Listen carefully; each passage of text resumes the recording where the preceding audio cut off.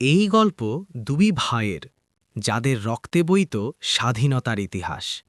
বিরাট আর সম্রাট, স্বাধীনতা সংগ্রামের এক বীরের নাতি।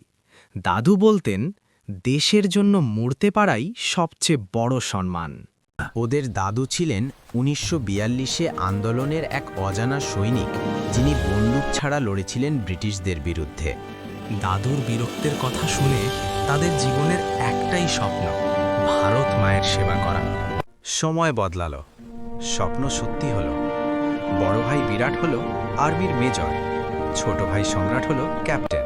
গ্রামে সবাই বলতো, একই ঘরে জন্ম, দুজনেই দেশের বাঘ। কিন্তু যুদ্ধ সবসময় সীমান্তে হয় না, কখনো হয় মানুষের ভেতরে। এক অপারেশনের পর থেকে বদলে যেতে লাগলো বিরাট। শুনছেন? সন্দেহজনক ফোন। আর ঠিক তখনই একের পর এক ভারতীয় সেনার গোপন তথ্য ফাঁস হতে লাগল। ইন্টেলিজেন্স রিপোর্টে একটা কোড নেম, ভি মেজর। সম্রাট বিশ্বাসই করতে পারেনি, তার নিজের ভাই। বিরাট শত্রু দেশের এজেন্টকে ভারতীয় সেনার ম্যাপ দিচ্ছে।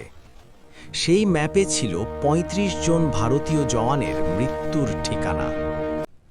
তার নিজের ভাই ভেতর কিছু ভেঙে গেল। মুখোমুখি দাঁড়ালো দুই ভাই। বিরাট বলল, দেশ আমাকে কিছু দেয়নি, ওরা দিয়েছে ক্ষমতা, টাকা, ভবিষ্যৎ। সম্রাট বলল, তাহলে তুই কি করছিস? আমি তোকে সতর্ক করেছিলাম। সব মিথ্যে। বিরাট চিৎকার করে বলল, দেশ বলে কিছু নেই। ঠিক তখনই ওয়্যারলেসে খবর এলো, শত্রুপক্ষ এগিয়ে আসছে। সম্রাট জানত, এখন সিদ্ধান্ত না নিলে মরবে নিরীহ জওয়ানরা। তার হাতে বন্দুক, সামনে নিজের ভাই। কাঁপা গলায় সে বলল, তুই আমার ভাই, কিন্তু তার আগে আমি একজন ভারতীয় সেনা। সম্রাট কাঁদতে কাঁদতে নিজের ভাইকে গুলি করে মেরে ফেলে। অপারেশন বাঁচল, ৩৫ জন জওয়ান বেঁচে গেল। কিন্তু সম্রাট হারালো তার ভাইকে, তার শৈশবকে। সম্রাটের মনে পড়তে লাগল ছোট থেকে বড় হয়ে ওঠার কথা। এর থেকে আমরা কি বুঝতে পারি বন্ধুরা? যে একজন সেনা দেশের জন্য যেমন নিজের জীবন দিতে পারে, তেমনি যে কোনো কারোর জীবন নিতেও পারে দেশের স্বার্থে।